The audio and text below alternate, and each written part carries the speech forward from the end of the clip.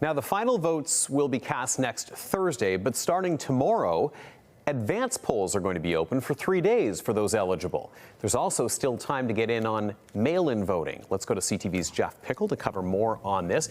Jeff, I know we're going to talk about overall turnout as well in your story, but there is some data showing that early voting is catching on in the province. Well, Tony, from the 2018 election to the 2022 election, around 300,000 more people cast their ballot in advance poll. Important to remember that was also the 2022 election during the pandemic, but it will be interesting to see if people have already made up their minds and are voting early.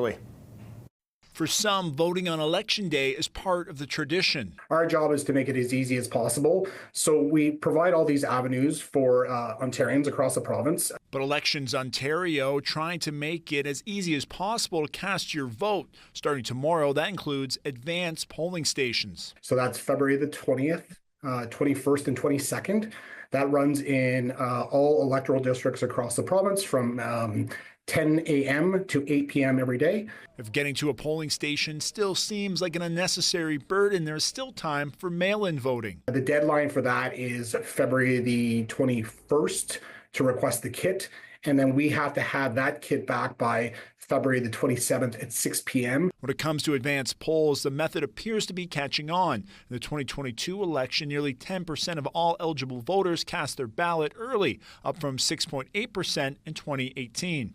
When it comes to voter turnout, turnout has been dropping in Ontario elections recently. In 2022, we saw the lowest ever voter turnout in the province, and we have failed to hit 60% turnout since the 1990s. The very wintry weather outside not likely to help. It doesn't take a rocket scientist, and it doesn't even take a political scientist to determine that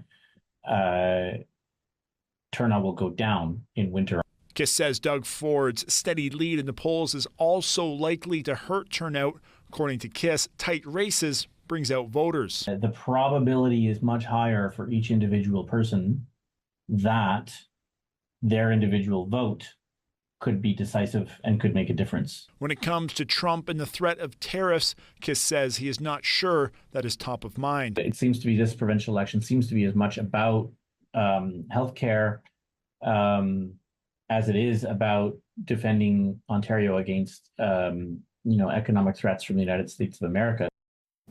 And time will tell if those polls tighten up next week. Locally, however, there have been many very close races. When we look federally, Kitchener-Conestoga was won by less than 500 votes in the last 2 elections. And in 2011, the former Kitchener-Waterloo riding, the Liberals edged out the PCs by just around 300 votes. So some very, very slim margins in some local races.